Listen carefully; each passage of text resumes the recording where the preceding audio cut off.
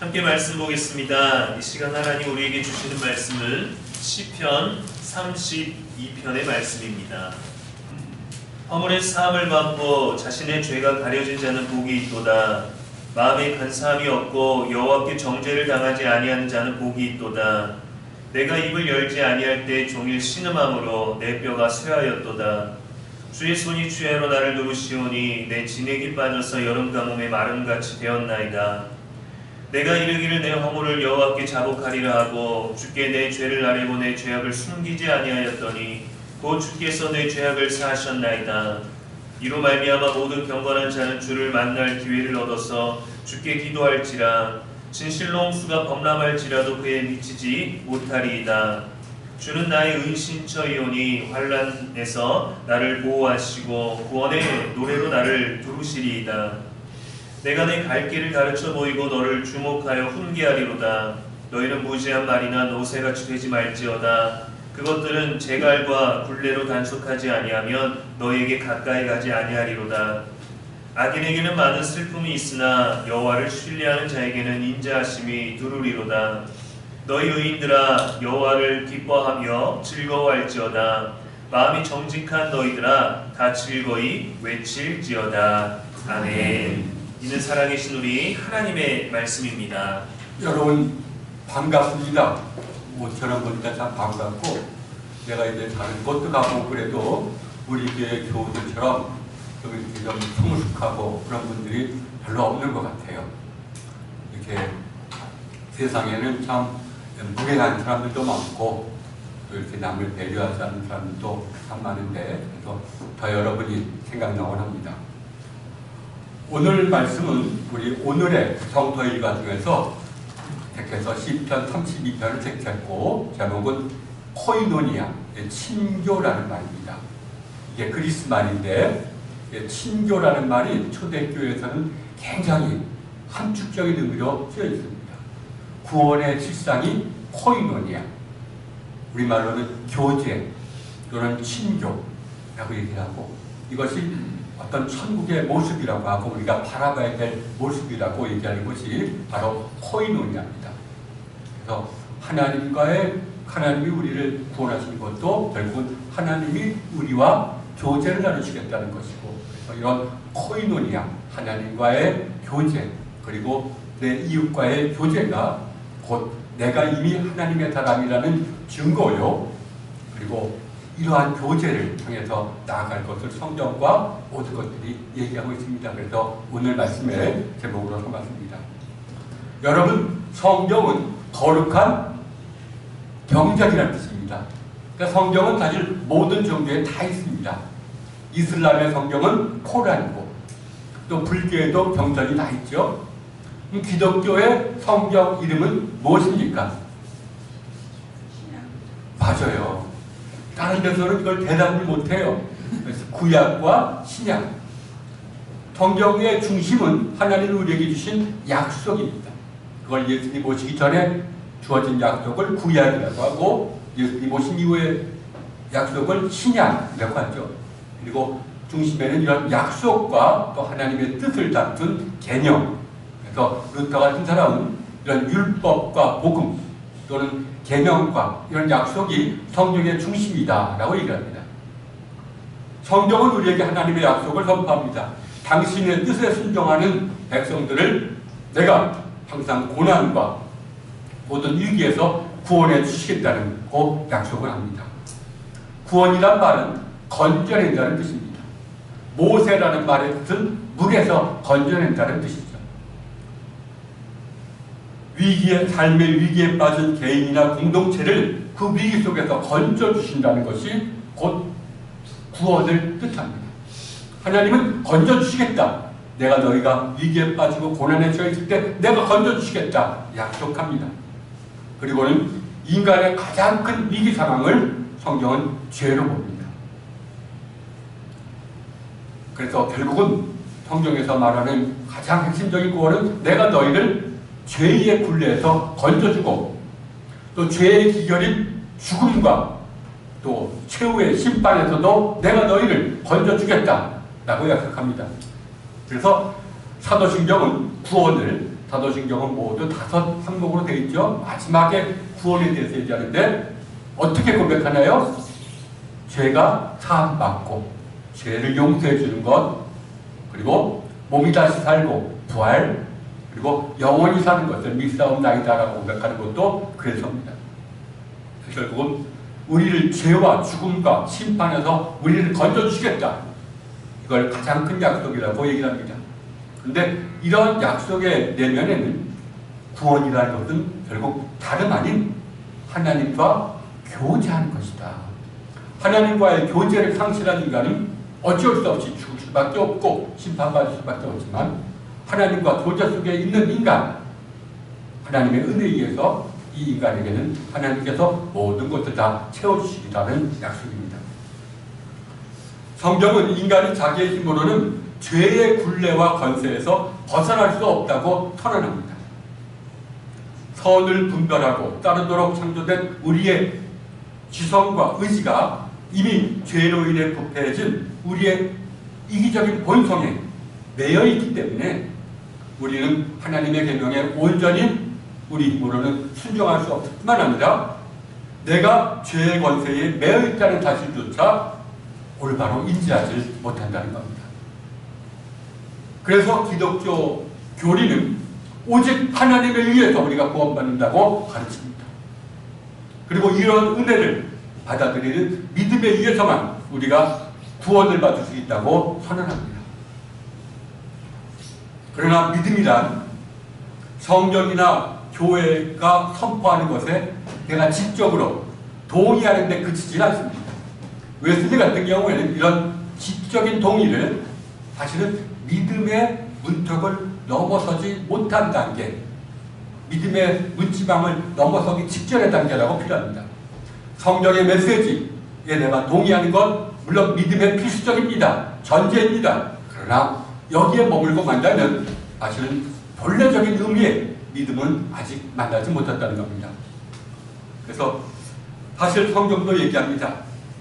야고보는 이렇게 말합니다. 네가 하나님은 한 분인 줄 믿느냐? 잘하는구나. 그러나 귀신들도 그것을 믿고 떠든다. 귀신들도 인정한다는 겁니다. 귀신들도 성경의 메시지에 동의한다는 겁니다. 믿음의 본질은 인격적인 신뢰입니다. 내 마음이 하나님을 또 예수 그리스도를 나를 인도하실 성령님을 내가 신뢰하고 따르는 것이 믿음의 본질입니다. 루터는 이렇게 얘기합니다. 믿음은 하나님이 우리 안에서 일으키는 그 무엇이다. 그리고 그 믿음은 우리를 분명 변화시키며 그럴 때 우리는 하나님으로부터 다시 태어난다고 말합니다.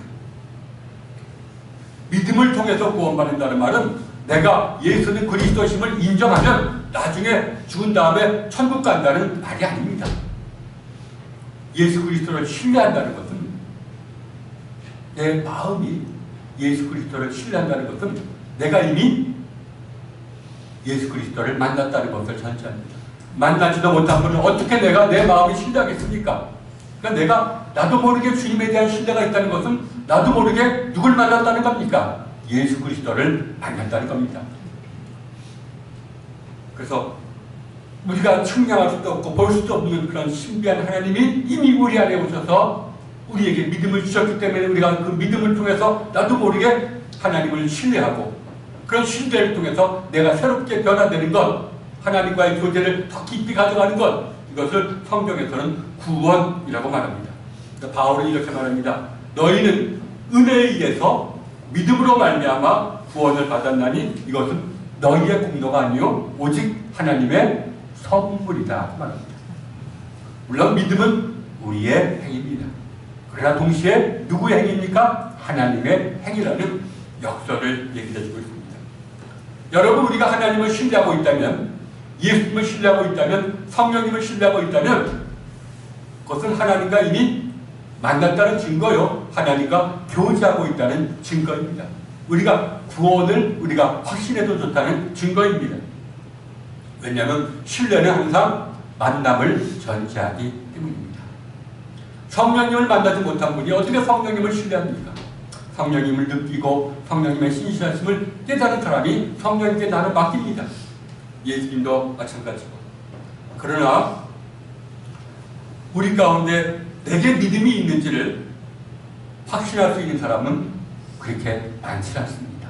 왜냐하면 내게 정말 믿음이 있다는 것을 확실하려면 우리에게 영적인 감각이 깨어나야 됩니다. 영적인 감각이 정화되어야 됩니다. 그러나 많은 사람들은 세상에 살면서 영적 감각이 많이 무뎌졌고, 그래서 주님이 나를 사랑하시는데도 나는 모릅니다. 주님이 나를 만났는데도 나는 모릅니다. 주님이 나를 만나서 내게 믿음을 주시는데도 나는 모릅니다. 이러한 사람들을 위해서 성경은 믿음과 구원의 증거를 제시해 줍니다. 이게 바로 뭡니까? 사랑입니다. 그래서 요한일서는 이렇게 말하죠. 사랑하지 아니하는 자는 하나님을 알지 못하나니 이는 하나님은 사랑이십니다. 사랑하지 않고 내가 하나님을 안다고 하는 사람은 이 사람은 거짓말하는 것이다 라고 말합니다. 또 그리고 바울도 믿음의 열매는 분명히 사랑으로서 역사하는 믿음, 항상 믿음이 있다면 내게 사랑이라는 열매를 맺는다. 내 안에 맺혀진 열매를 보고 내게 믿음이 있는지 없는지를 판단하라는 겁니다. 그리고 이런 사랑이 있을 때 우리는 사랑의 공동체, 사랑의 친교를 향해서 나아가게 됩니다. 하나님과 교제하면 결국은 사람과 교제하게 됩니다. 내가 하나님의 은혜를 받으면 그것은 어떻게 해서 사람을 사랑하게 되고 사람과 사랑의 친교를 나누려고 하는 것입니다.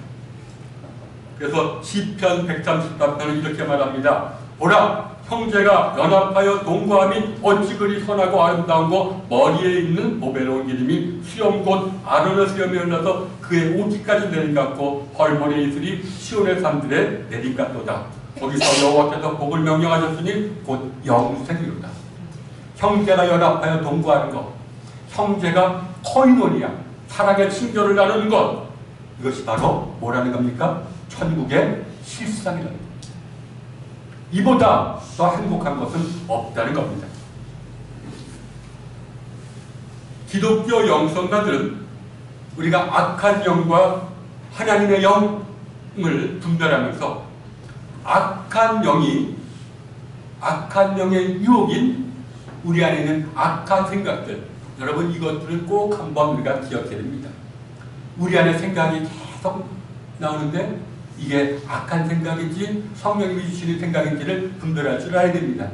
그런 악한 생각, 탐심, 음란, 탐욕, 우울, 분노, 그리고 아케디아라고 불리는 무기력증, 허영, 교만, 이런 악한 생각은 궁극적으로는 하나님께서 새롭게 창조하시려는 사랑의 친교를 파괴하도록, 해방하도록 만든다고 합니다. 그러니까 모든 죄가 본질이 뭡니까? 친교를 파괴하는 데 있습니다. 반면에 성령님은 친교를 세우려고 하십니다. 그래서 성경은 분명 말합니다. 사랑의 친교를 위해서 자신을 희생하는 자, 비우는 자를 십자가의 길을 걷는 자요 참된 아가파의 길을 걷는 자라고 얘기하면서 하나님의 부르심에 순종하는 사람이라고 얘기를 합니다. 악한 영은 친교를 부정하고 망치려고 합니다. 하나님의 영은 친교를 세우려고 하고 친교를 위해서 인내하게 하고 때로는 나를 희생하기도 합니다. 이런 사랑의 친교를 위해서 성경은 하나님의 백성에게 세 가지를 요구합니다. 그것이 미가서에서 나오는 겁니다. 사람아, 주께서 선한 것이 무엇임을 내게 보이셨나니 여호와께서 내게 구하시는 것은 오직 정의를 행하며 인자를 사랑하며 겸손하게 내 하나님과 함께 행하는 것이 아니냐. 이게 당신의 백성을 향해 부르신 하나님의 뜻이라고 신구약 또 교부들이 공통적으로 말하는 겁니다. 자비와 겸손과 정의, 불의에 맞서고 불의에 허덕이는 자를 불쌍히 여기고 겸손히 하나님과 함께하는 것, 이것을 내가 실천할 때 하나님께서 이 행을 통해서 사랑의 친교를 이루시겠다는 것입니다. 근데 성경은 더 구체적으로 이런 겸손과 자비와 공의를 실천하는 길을 간단하게 요약합니다. 이게 바로 뭡니까? 애통의 눈물의 열자라고 말합니다. 성경에서는 애통하는 것, 애통의 눈물을 흘리는 것들 굉장히 소중한 겁니다. 바로 여기에 겸손이 있고 여기에 자비가 있고 여기에 공의가 있다는 겁니다. 그래서 요엘 선지자 이렇게 얘기합니다. 여호와의 말씀에 너희는 이제라도 금식하며 울며 애통하고 마음을 다하여 내게 돌아오라. 또 예수님도 선포하십니다. 산상설교에서 애통하는 자는 복이 있나니 그들이 위로를 받을 것입니다. 애통이란 뭡니까? 슬퍼하며 마음부터 깊은 곳으로부터 나오는 이 슬픔 속에서 눈물을 흘리는 것을 애통함이라고 말합니다. 이런 애통함이야말로 하나님의 뜻에 순종하는 것이요, 사랑의 친교로 나아가는 회개의 행위요, 하나님과 교제하고 있다는 증거요, 내게 믿음이 있다는, 나를 구원으로 인도하는 믿음이 있다는 증거라는 것입니다. 여러분, 음란의 유혹에 빠져서, 오늘 본문을 보면 음란의 유혹에 빠져서 결국 우리아와 밧세바의 가정을 파괴했던 다윗. 그러나 자기가 잘못했다는 것을 한 번도 뉘우치지 못했지만, 내가 잘못한 거라고 생각지도 않았지만 어느 날 나단 예언자의 말을 듣고 그 앞에서 통곡을 합니다. 아, 내가 어떤 일을 저질렀구나. 한 사람을 죽였고 한 사람의 가정을 파괴했고 또 하나님 앞에서 씻을 수 없는 죄를 지었구나. 이렇게 고백합니다. 내가 입을 열지 아니할 때에 내 뼈가 쇠약했으니 종일 신음함으로 내 뼈가 쇠하였도다. 주의 손이 주야로 나를 누르시오니 내 진액이 여름 가운데 마름같이 되었도다. 내가 이르기를 내 죄악을 여호와께 자복하리라 하고 주께 내 죄를 알고 내 죄악을 숨기지 아니하였더니 주께서 내 죄악을 사하셨나이다. 이것을 가리켜서 통회의 기도라고 합니다. 내가 지금 너무나 아프게 했고 하나님의 뜻을 저버렸고 내 안에 씻을 수 없는 흔적을 남겼구나. 나 이제 하나님의 심판밖에 기다릴 게 없구나. 열개 잡고 두려워하면서 슬퍼하며 기도드리는 것을 통회의 기도라고 말합니다. 이 다윗 후에 이렇게 고백합니다. 하나님이 구하시는 제사는 뭐다? 상한 심령이다. 하나님이여 상하고 통회하는 마음을 주께서 멸시하지 아니하시리이다. 예수님도 통회하는 세리의 기도를 하나님이 기뻐하시는 의로운 자의 기도로 평가하십니다. 하나님이여 불쌍히 여겨서 나는 죄인입니다. 성자는 말합니다. 누가 이렇게 통회를 하느냐? 죄인은 절대로 통회하지 못한답니다. 누가 이렇게 통회를 하느냐? 의로운 자가, 하나님의 은혜를 받은 자가 이렇게 통회를 한다고 말합니다. 내가 저지른 데에 대해서 마음 아파하고 또 때로는 나의 곤고한 내적 상황을 바라보면서 바울과 같이 선을 행하기 원하는 나에게 항상 악이 함께 있구나. 유혹이 함께 있구나. 이 유혹에 내가 넘어가는구나. 나는 참 영적으로 곤고한 사람이구나. 하나님의 심판이 되게 멀지 않구나. 이것을 깨닫고 마음 아파하며 흘리는 통회의 눈물은 믿음의 명백한 증거라는 겁니다. 바울도 그랬습니다. 내가 곤고한 존재로구나라는 것을 깨달을 때 오히려 마음속에서 하나님 감사합니다 라는 고백이 나옵니다. 따라서 진정한 통회의 눈물에는 뭐가 동반됩니까? 평강이 동반됩니다. 때로는 우리가 눈물을 흘리지 않을 수도 있습니다. 그러나 평강이 있다는 것은 나도 모르게 내가 통회했다는 것이요, 주님께서 이 통회 속에서 나를 만나주셨다는 것이요, 내게 믿음을 세워주셨다는 증거라고도 말합니다. 그래 여러분, 성경은 애통함의 눈물을 통회에 한정시키지는 않습니다. 성경은 오히려 고난 속에서 우리가 억울한 일을 당하고 사람들의 이유 없는 핍박을 당하면 이런 고난 속에서 기도하며 흘리는 눈물도 이것도 믿음의 증거라고 제시합니다. 다윗은 이렇게 고백하죠. 나의 유리함을 주께서 제수하셨사오니 나의 눈물을 주의 병에 담아주옵소서. 나의 눈물을 기억하여 주옵소서 라고 기도하고, 이 기도가 하나님에게서 응답받았다고 느낄 때 눈물을 흘렸다고 합니다. 또 예수님께서 십자가상에서 읊조리셨던, 묵상했던 시편 22편은 어떻게 부르셨습니까? 내 하나님이여, 내 하나님이여, 어찌 나를 버리셨나이까? 어찌 나를 멀리하여 돕지 아니하시고 내 신음소리를 듣지 아니하시나이까? 고난 속에서도 우리가 하나님께 부르짖고 하나님께 기도하는 것이 내가 하는 것이지만 동시에 하나님이 내 안에 믿음을 불러일으켜서 그 믿음을 통해서 하는 기도라는 것입니다. 그렇기 때문에 이런 기도에는 항상 기쁨과 평강이 주어집니다. 그래서 야고보도 시편을 따라 이렇게 말하죠. 너희 중에 고난당하는 자가 있느냐? 그는 뭐 하라고요? 기도할 것입니다. 하나님의 이름을 부르짖다 이겁니다. 또 성경은 또한 내가 아니라 백성의 죄와 고난을 바라보며 눈물을 흘리는 사람들을 진정한 예언자로, 하나님에게 순종하는 의로운 자로 제시합니다. 예레미야가 대표적인 예입니다. 또 예수님께서도 백성을 바라보시며 애통의 눈물을 흘리지 않았습니까? 성경에서 애통의 눈물은 이와 같이 다양한 형태를 취합니다.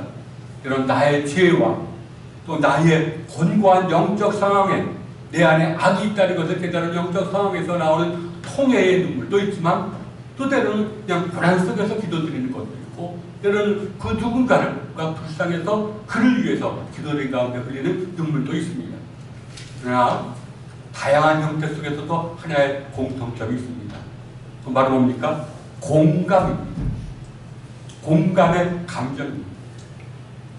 사실 여러분, 내 고난이나 죄 또는 그 누군가의 죄나 고난을 바라보며 눈물을 흘리려면 공감이 전제가 되어야 됩니다. 우리의 지성이 불쌍한 것을 불쌍하게 바라보지 못할 때, 내가 이렇게 곤고하고 불쌍한데도 모를 때, 또 그 누군가가 불쌍한데도 불쌍한 것으로 바라보지 못할 때 우리는 공감하지 못하고 따라서 애통할 수가 없습니다. 또는 우리의 감정이 상처를 너무 많이 받아서 메말라 버렸을 때에도 우리에게는 공감이 일어나지 못합니다. 따라서 내가 공감이 없다는 것은 내가 불완전하다는 겁니다. 내 안에 있는 지성, 뭔가를 바라보고 분별하는 지성, 뭔가를 느끼는 감정, 그리고 뭔가를 선을 행하려는 의지 사이에 의지가 통합되지 않고 분열되었다는 겁니다. 우리의 지성과 감정과 의지가 서로의 아픔과 연약함을 돌아보지 않을 때에도 우리는 우리 자신에 대해서 공감하지 못합니다. 내가 불쌍한 줄 모릅니다. 그 누군가 불쌍한 줄도 모릅니다. 따라서 우리에게 애통의 눈물이 주어졌다는 것은 우리의 지성과 감정과 의지가 통합되었다는 것. 다시 말해서 정화되었다는 것. 예수님 말씀대로 마음이 청결해졌다는 증거입니다. 그래서 이러한 애통의 눈물은 우리의 마음을 깨끗이 정화시켜주면서 알 수 없는 기쁨을 가져옵니다. 모든 영성가들이 말합니다. 이런 애통의 눈물 속에 깃들여져 있는 평강과 기쁨은 하나님이 우리에게 주신 것이다 라고 말합니다. 그리고 하나님께서 이렇게 우리에게 애통의 눈물을 주시지 않았다면 구원받은 사람은 정말 찾기 힘들 정도로 적을 것이다 라고 말합니다. 하나님 앞에서 애통해하며 눈물 흘리는 시간은 하나님께서 우리를 정화시켜주는 은총의 시간입니다. 따라서 명성가들은 이 하나님 앞에서 흘리는 이 눈물이 가장 순수한 기도라고 말하고, 이 기도 속에 모든 것이 다 들어있다고 말하고, 그 기도 속에 하나님 주시는 평강과 믿음이 주어져 있다고도 말합니다. 여러분, 클리마크스라는 아주 교훈 중에 교훈이 이렇게 말합니다. 우리는 죽을 때 하나님 앞에 서서 기적을 행하지 못했다고 비판받지 않을 겁니다. 또 신학자나 또 깊은 깊은 지도자가 되지 못했다고 고발당하지도 않을 것입니다. 그러나 쉬지 않고 애통하지 못한 것에 대해서는 하나님께 반드시 해명해야 될 것입니다. 왜냐하면 하나님께서 애통하는 마음을 주시가 했는데도 우리가 그것을 거부했기에, 통회를 거부했기에 누군가가 불쌍해서 공감의 눈물을 흘리지 못한 것, 이것은 하나님께서 반드시 책임을 물으신다는 것입니다. 그리고 교부들은 애통하는 마음이, 통회하는 마음이 조금이라도 주어졌을 때 그 속에 머무르라고 말합니다. 왜냐하면 이런 공감의 눈물의 씨앗이 주어졌을 때 악한 영들은 이 씨앗을 어떻게 합니까? 새처럼 끄집어내려고 한다는 것입니다.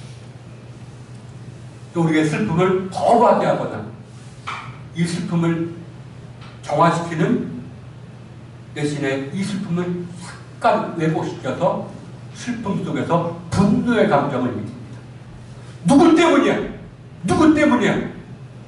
원망하게 하고 분노, 또는 나 같은 놈이 누구한테 좌절케 한다는 생각이 든다는 겁니다. 슬픔의 감정이, 애통하는 감정이, 통해의 마음이 주어졌을 때 그때가 우리가 은혜의 시간이면서 우리가 분별하는 시간이라고, 그래서 묵묵히 그 애통 속에 머물러만 있으면 주님께서 우리의 마음과 또 슬픔마저도 정화시켜 줄 것이라고 말합니다. 제가 제일 은혜 받은 어떤 영성가 중에 한 명이 하는 말이 있습니다. 이렇게 말합니다. 시련을 당할 때 그 이유가 무엇인지, 누굴 통해서 온 것인지 알려 하지 말고, 고난당할 때 남 탓하지 말라는 겁니다. 일단 다만 어떻게 하면 원망하지 않고 감사하게 견뎌낼 수 있는지 알려 하십시오.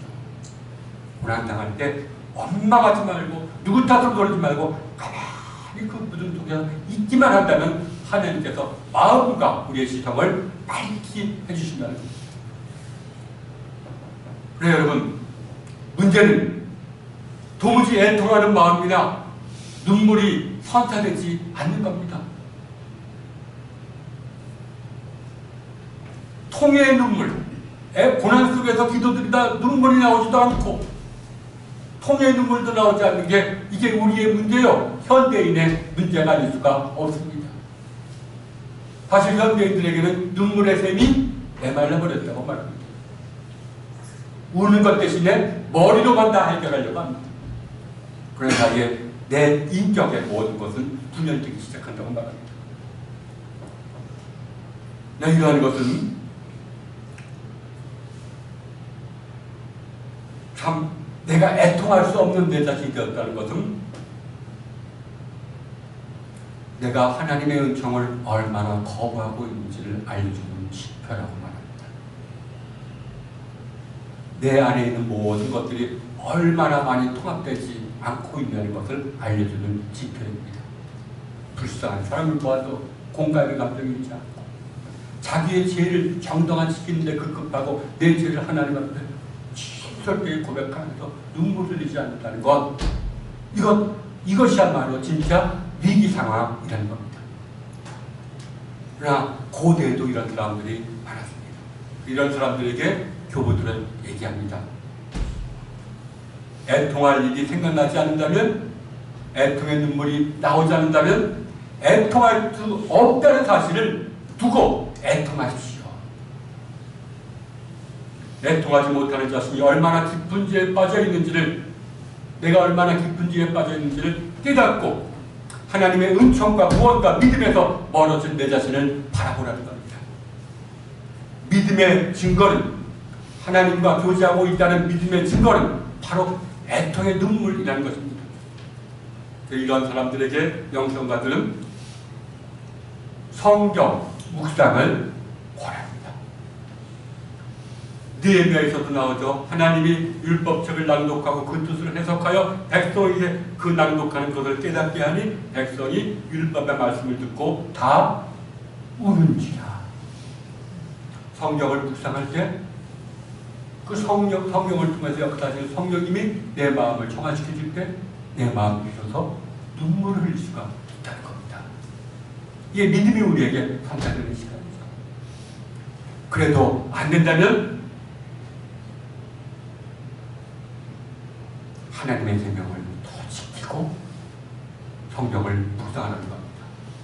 이걸 우리가 옛사람들은 뭐라고 말합니까? 수행과 기도라고 말합니다.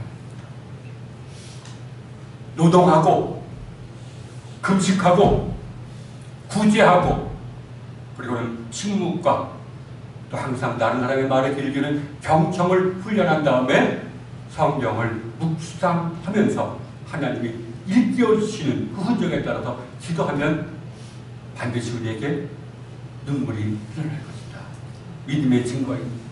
또 때로는 내가 이런 눈물이 흘러나오지 않더라도 이런 사람의 이런 시간에 나에게 평강과 기쁨이 있다는 것은 바로 우리에게는 내가 너를 지명하여 불렀다. 너는 나의 사람이다. 라는 메시지로 우리 안에 하나님을 신뢰하는 믿음이 있다는 증거라는 것입니다. 아무쪼록 많은 영성가들이 지금을 말세라고 합니다. 세상 끝날이 왔다는 게 아니라 옛날에 말세라는 것은 악한 기운이 도처에서 흉흉하고 있다는 겁니다. 이럴 때 우리 그리스도인들 정신을 바짝 차리고 우리의 믿음의 본질로 돌아가야 됩니다. 아무쪼록 이런 통해의 눈물과 공감의 눈물과 이런 애통의 눈물이 여러분에게 선사돼서 여러분이 오늘날에도 나와 내 이웃을 위해서 참 하나님의 거룩한 치유의 도가 되기를 주님의 이름으로 축원합니다. 감사합니다.